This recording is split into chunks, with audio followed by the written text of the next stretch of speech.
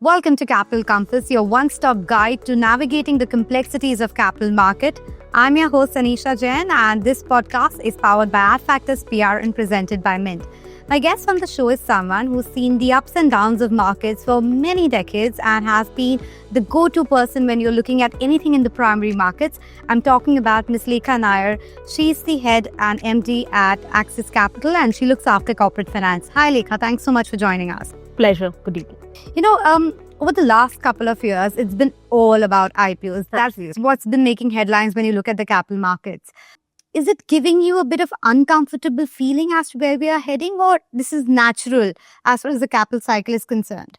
No, this is absolutely a welcome change that I would say, and it is absolutely not at all giving me any goosebumps or problematic vibes. It's actually driving towards, what we always wanted, Viksit Bharat, and, more capital getting built in India rather than more capital coming out of India. So it's an extremely, extremely positive vibes. And I think we look forward to getting more and more promoters walking up to the door and saying that, yay, we want to tap the capital markets. And I think that's something which has been happening for the last couple of years, not only in the metro cities, but it's expanding to tier 2, tier 3 towns. It's expanding across sectors, some of the niche companies coming to the market. Is that also something which you think will be the new normal?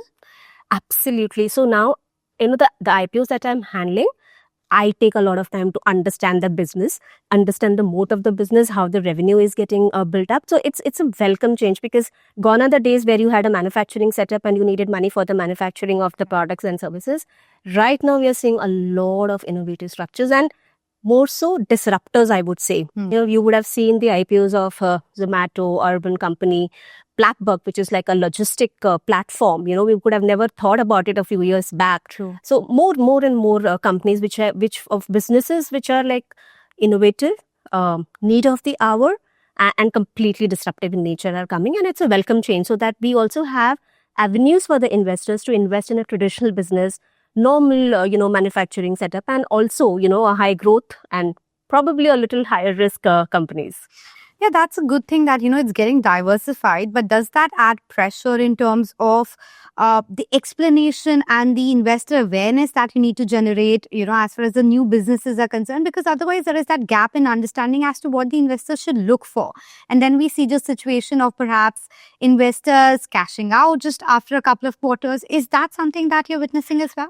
See, to answer your first question, yes, definitely. We need a lot more investor preparation, investor communication, and investor education, so as to say, because a lot of these concepts were not there in the first place, right? So now we have an omni-channel jewelry, which is completely based out of the entire operation is based on the helm of the tech that they own. So when we go to an investor, they first ask questions about jewelry, then they ask questions about tech. But we have to give an hybrid, right? This is a tech-enabled jewelry entity. So what we are trying to do as a house is that we are telling the promoters to do some sort of investor meetings much ahead when they want to go IPO, so that the investors are a little bit aware about what they are, going to get in some time through the IPO company. So investor education becomes important. And we have seen a lot of support from the regulator as well in terms of the disclosure. So earlier, if you would have seen, there was only 3 parameters in the chapter, which is called as basis for issue price, which may not be relevant for these new age companies. So SEBI has given the freedom to put the matrices that is relevant to these companies, so that investors are not at loss and they can actually go through these matrices. They've also now enabled us to give it, comparable with the international companies or an unlisted company, so that there is a complete flavor to the industry. If there is no peer, right? When Urban Company went public, there was no peer, but we could give some color on the basis of various other entities which is similar, or providing such sort of services to them. So regulators have also been very enabling. And as merchant bankers, we have been able to put everything in place together and give a perspective to the investors, so that they are informed at least before making the investment decision. Sure, because, right now, if you look at the last couple of years on the listings that have happened, quite a few companies are actually trading below their listing price. Is that a red flag? See, sir, companies just trading down may not be the right way to look at it. We will have to also analyze why they are trading less. Maybe there's a sectoral cyclical change. Maybe the international markets are not favoring that sector, and that's why it is down. For example, I think last couple of years, the new age technology companies, there was nothing happening in India because globally it was not happening. Slowly that has picked up. Second could be maybe there would be a governance issue at that company. So there's not possible or it's not advisable to paint the entire market with the same brush. One will have to analyze what is wrong with that company. And if you have seen the data, a lot of companies which got listed in the last 1 year are holding up their listing prices. So But we it's- can't be, painted with the generic. same brush or Yeah. generalize. Fair. But one of the things that people keep talking about is that promoters want to cash out. They don't want to leave value on the table. And valuation becomes a tug of war between the bankers and the promoters. Are the new founders also the similar view? You have touched the nerve, but so I will answer this question in a couple of parts. See, promoter wanting to cash out, firstly, they have spent a lot of time in building the business. They have invested their capital, they have sweated. So I don't see any fault with the promoters if they want to do a certain portion of OFS. Again, our regulatory regime is such that it has safeguards already inbuilt. 20% of the promoter is locked in for 3 years. If it is a loss-making company, there are restrictions in terms of how much one can sell. So that is taken care of. Now, in terms of valuation, so there is no actual science to valuation, right? It's actually a game of demand and supply. So if the investors are willing to buy those shares at a price, nobody can challenge that. So there becomes a conflict in terms of when people say you have not left anything on the table. But at that point in time, at that price, there were takers, right? And as I said, depends upon the market, sentiments, performance, governance, etc., which might then lead to the post-listing performance.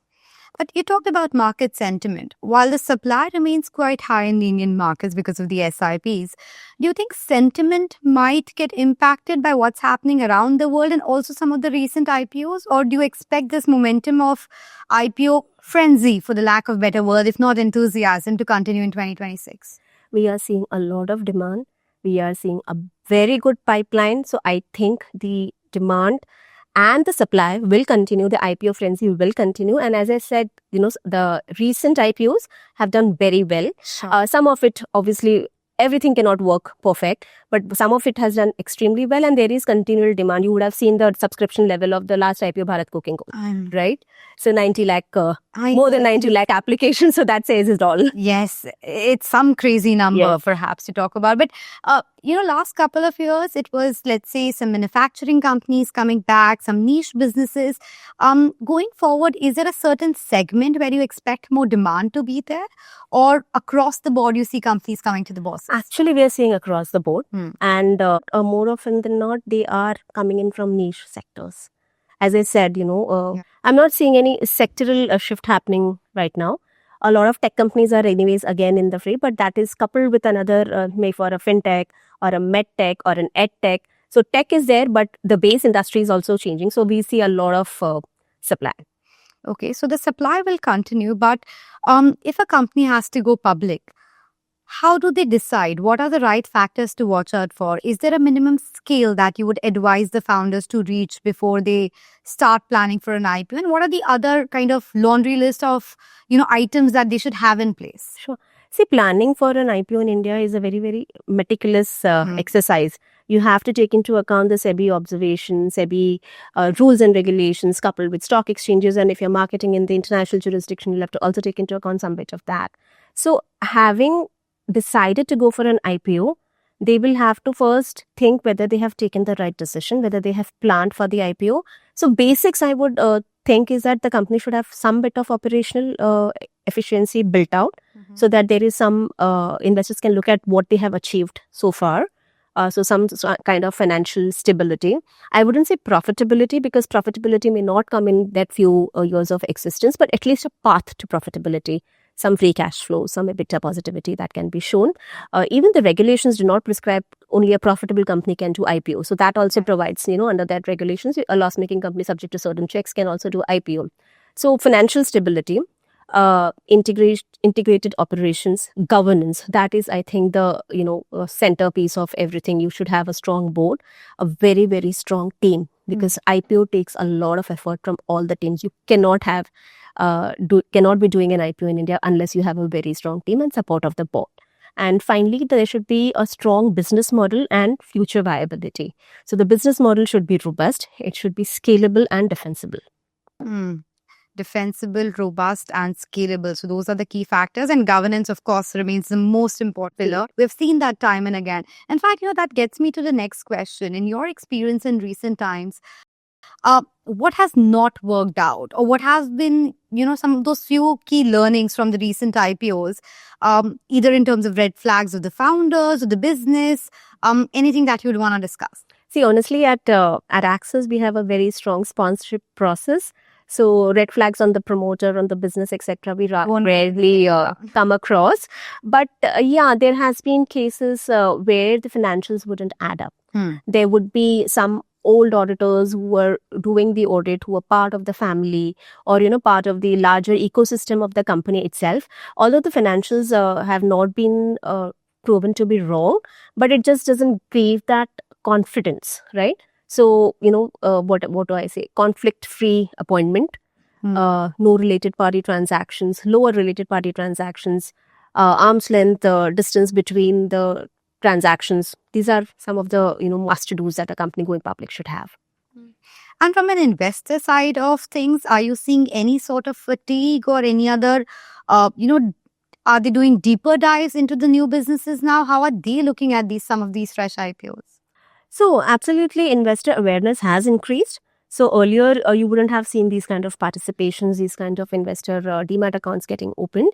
And a lot of firms are also helping. I'm not talking about the FinInfluencers for a second, but there are a lot many proxy advisory firms who generally do guide investors in the right direction. And a lot of information is available right now. In addition to the prospectus, the company, the investor can go to the company website, which is also now enhanced. You get a lot of information and MCA portals. There are various websites which offer, a watch out, a CIBIL or a crime check. So you get a holistic picture about the company. So yes, investors are looking at all of that. And we as a process are now getting a lot of investor queries also on the IPOs, some of which are very, very insightful and will help us in enhancing the disclosures going forward.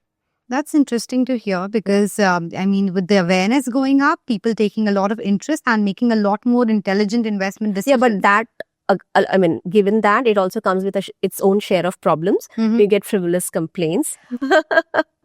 They take this as the opportunity to mine their benefits. So one has to be careful. One has to be careful when dealing with these kind of and I think that's where that your North Star being those high standards of governance comes through. Because once you're sure of that, then you're kind of willing to take a stance wherever needed and not really get influenced by anything else. But what's your sense? I think last year we did somewhere around 1.75 lakh crore in terms of primary market fundraise. What would 2026 look like? I don't want to give a number. We have heard enough in the morning.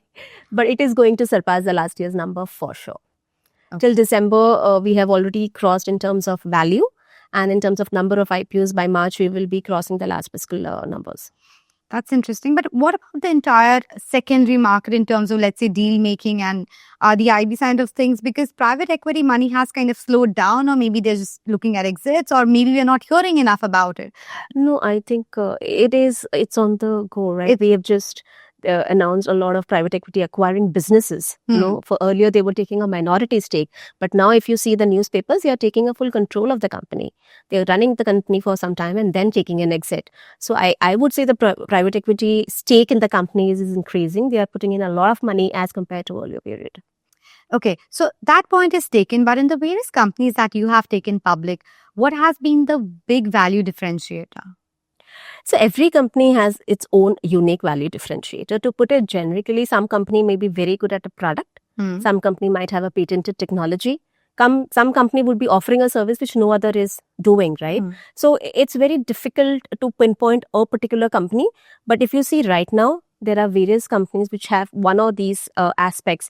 But that doesn't mean that, a normal company doing a normal business cannot do IPO, right? So there we have to see what has been the growth, what has been the scalability, what has been its unique USP and brand loyalty, for example, right? They may not be doing anything different, but whatever they're doing best at it.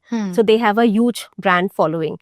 So it depends upon what story that you want to put it to the investor to seek the maximum valuation. So I wouldn't bucket that only a particular kind of a company with a particular value differentiator can go IPO. You have to, put the narrative in such a manner that you are able to differentiate yourself from the competitors in the aspect that you think you're doing the best in the industry.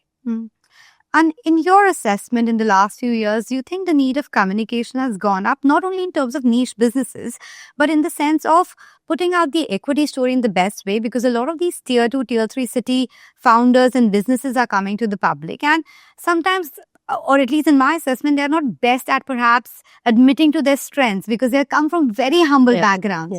Is that something that you feel as well? Communication is the key, right? Not only for IPOs, even for everything, right? You have to communicate what your strong points are, etc. So communication addresses a lot of challenges which the company might otherwise face. So even when there is a crisis, right? Even post-listing, the best way to address is the management coming out altogether and addressing it upfront.